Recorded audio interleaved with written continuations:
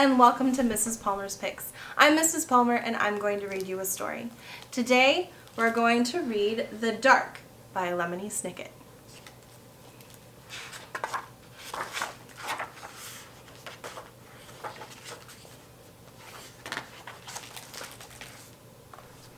Laszlo was afraid of the dark.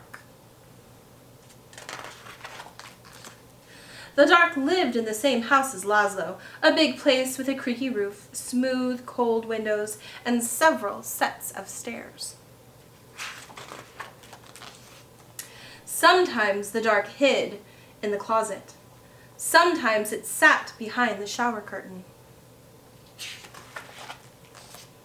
But mostly it spent its time in the basement. All day long the dark would wait in a distant corner, far from the squeaks and rattles of the washing machine, pressed up against some old damp boxes and a chest of drawers nobody ever opened. At night, of course, the dark went out and spread itself against the windows and doors of Laszlo's house. But in the morning the dark would be back in the basement, where it belonged. Laszlo would peek at the dark every morning. "Hi," he would say. "Hi, dark." Laszlo thought that if he visited the dark in the dark's room, maybe the dark wouldn't come visit him in his room. But one night, it did. "Laszlo," the dark said in the dark. The voice of the dark was creaky as the roof of the house, and as smooth and cold as the windows, and even though the dark was right next to Laszlo, the voice seemed very far away. "What do you want?" asked Laszlo. "I want to show you something," said the dark. "In here?" "No," said the dark. "Here?" No, said the dark.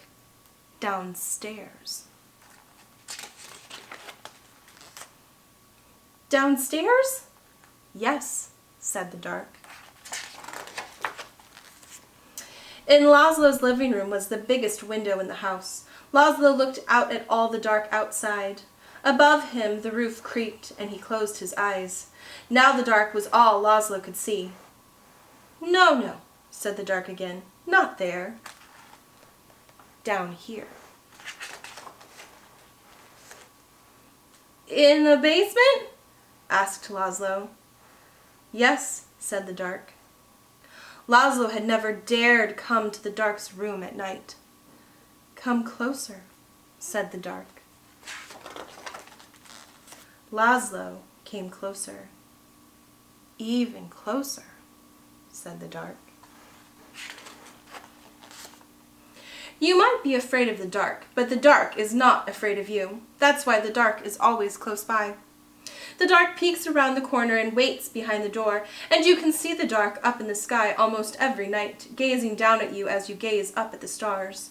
Without a creaky roof, the rain would fall on your bed, and without a smooth, cold window, you could never see outside, and without a set of stairs, you could never go into the basement, where the dark spends its time. Without a closet, you would have nowhere to put your shoes, and without a shower curtain, you would splash water all over the bathroom, and without the dark, everything would be light, and you would never know if you needed a light bulb. "Bottom drawer," said the dark. "What?" "Bottom drawer," said the dark. "Open the drawer."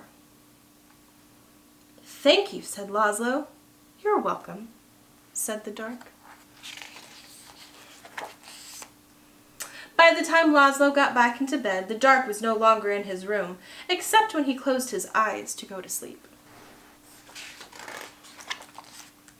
The next morning Laszlo visited the dark in the basement. "Hi," he said. "Hi, dark." The dark didn't answer, but the bottom drawer was still open, so it looked like something in the corner was smiling. The dark kept on living with Laszlo, but it never bothered him again.